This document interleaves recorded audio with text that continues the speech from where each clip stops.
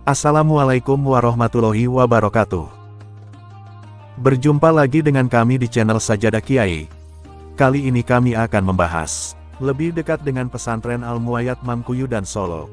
Pesantren Al-Muayyad adalah salah satu pondok Al-Quran tertua di Solo yang dirintis tahun 1930 oleh Kiai Haji Abdul Manan bersama Kiai Haji Ahmad Sofawi dan Prof. Kiai Haji Mo'adnan. Pesantren di kawasan Laweyan itu ditata sistemnya ke arah sistem madrasah tahun 1937 oleh Kiai Haji Ahmad Umar Abdul Manan. Pembelajaran Al-Quran itu kemudian sistem madrasah dilengkapi dengan Madrasah Diniyah 1939, EMS dan SMP 1970, MAT 1974 dan SMA 1992 dalam lingkungan pesantren. Pesantren ini berlokasi di Surakarta yang merupakan sentra perdagangan batik dan produk tekstil lainnya, pendidikan, budaya Jawa, tempat kelahiran tokoh-tokoh dan organisasi-organisasi pergerakan nasional. Secara geografis merupakan kawasan perlintasan antar kota penting di Jawa. Sejarah modernnya dimulai sejak perpindahan Keraton Kartasura ke Desa Sala yang kemudian menjadi Surakarta pada tahun 1745. Sebagai pesantren Al-Quran tertua di Surakarta, Al-Muayyad terpanggil untuk menguatkan dan mengembangkan diri berangkat dalam kearifan masa silam untuk menjangkau kejayaan masa depan dengan konsep tarbiyah yang utuh. Mempertimbangkan pengalaman Surakarta yang direkam Al-Muayyad sejak masa rintisannya, maka Al-Muayyad memandang bahwa pendidikan bagi generasi muda muslim haruslah memenuhi empat kriteria kecakapan. Kecakapan keilmuan baik ilmu-ilmu yang langsung untuk mendalami ajaran agama dari kitab-kitab kuning beserta ilmu penunjangnya maupun untuk mencerdaskan kehidupan sains. Kecakapan humaniora yang memampukan santri untuk hidup secara arif melalui bahasa, sastra, tarikh, dan kebudayaan. Kecakapan transformatif yang menguatkan bakat para santri untuk kreatif mengalihgunakan ilmu ke dalam praktek kehidupan sehari-hari yang bermartabat. Semula merupakan pesantren dengan corak tasawuf, pesantren dengan kegiatan utama latihan pengamalan syariat Islam dan belum melakukan pendalaman ilmu-ilmu agama secara teratur. Titik beratnya melatih para santri dengan perilaku keagamaan, pengajian yang diselenggarakan berkisar pada akhlak. Cita-cita untuk menyebarluaskan agama Islam sudah tertanam sejak Simbah Kiai Haji Abdul Manan masih nyantri pada Kiai Ahmad di Kadirejo, Karanganom, Klaten bersama Kiai Haji Ahmad Sofawi. Nama kecil Simbah Kiai Haji Abdul Manan adalah Tarlim, sebagaimana diberikan oleh ayahandanya Kiai Hasan Hadis seorang Demang di Glesung Rejo, Baturetno, Wonogiri. Setelah diterima nyantri di Kadirejo diganti oleh Kiai Ahmad menjadi Bukhori. Dan usai menunaikan ibadah haji tahun 1926 menjadi Abdul Manan. Tarlim kecil 8 tahun, berangkat ke pondok berjalan kaki dari kediaman orang tuanya, menempuh jarak tak kurang dari 108 km di Kadirejo, Karanganom, Klaten. Setibanya di pondok dihadang oleh Kiai Ahmad di gerbang dan langsung ditempatkan di bekas kandang ayam. Lewat 3 hari baru dipanggil Kiai untuk diminta kejelasan maksud kedatangannya.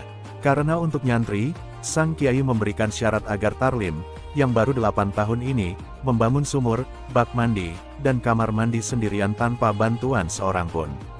Tugas mulia tetapi sangat berat itu diselesaikannya dalam waktu 18 bulan. Setelah semua selesai, baru diizinkan mengikuti pengajian Kiai Ahmad. Selama nyantri, Tarlim yang menjadi Bukhori selalu mengisi bak mandi Kiai yang dibangunnya sendiri. Tiap dini hari sebelum subuh, bak mandi diisi penuh, perlahan-lahan, tanpa suara, tanpa sepengetahuan orang lain.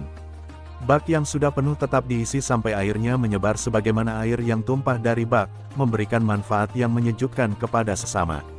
Di pondok itulah tumbuh persahabatan antara Tarlim dengan Ahmad Sofawi, santri putra hartawan soleh.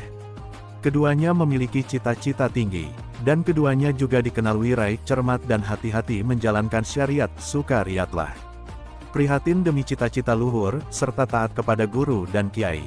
Bukhori remaja bercita-cita menjadi hafidz Quran dan menyebarluaskan ilmu agama Islam ke masyarakat. Idaman menjadi penghafal Al-Quran tidak bisa terwujud. Hal ini disyaratkan oleh Kiai Ahmad saat menenangkan Bukhori yang menangis mengikuti seman Al-Quran yang menampilkan remaja hafidz Quran berusia 11 tahun. Isyarat Kiai Ahmad, kelak anak keturunannya lah yang mampu mewujudkan cita-cita itu.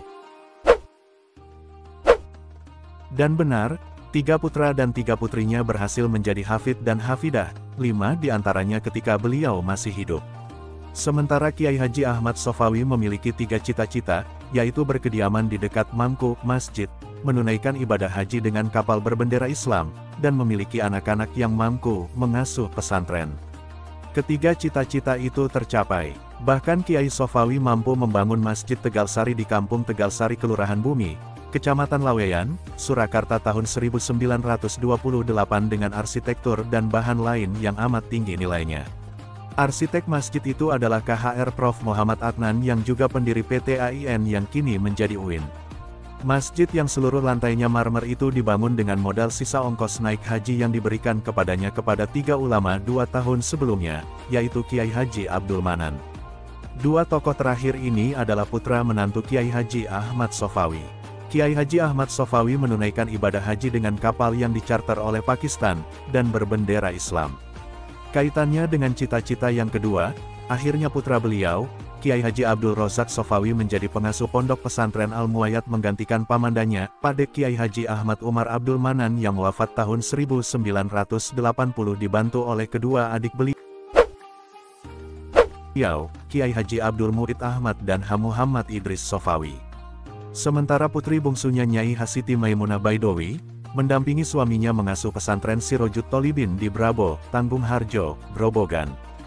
Dalam generasi pertama ini ilmu-ilmu agama yang dikaji masih tingkat dasar dan belum teratur, karena para santrinya masih terbatas pada kerabat dekat dan karyawan perusahaan batik kurma milik Kiai Haji Ahmad Sofawi. Pada masa ini para kiai pendukungnya antara lain Kiai Dasuki, Kiai Hanbali, KH. Ahmad Asyari, KH. Ahmad Sofawi sendiri dan Damanhuri, seorang pengelana dari Cilacap. Kiai Damanhuri inilah yang memberikan isyarat saat Kiai Haji Ahmad Umar Abdul Manan masih nyantri di pondok-pondok pesantren bahwa kelak Mangkuyudan akan menjadi pesantren besar. Terima kasih telah menonton video kami. Jangan lupa like, comment, share, dan subscribe channel Sajadah Kiai, serta bunyikan loncengnya agar tidak ketinggalan video-video terbaru kami. Dengan mensubscribe berarti Anda mendukung channel kami, serta membuat kami lebih semangat dan konsisten dalam membuat video-video terbaru. Wassalamualaikum warahmatullahi wabarakatuh.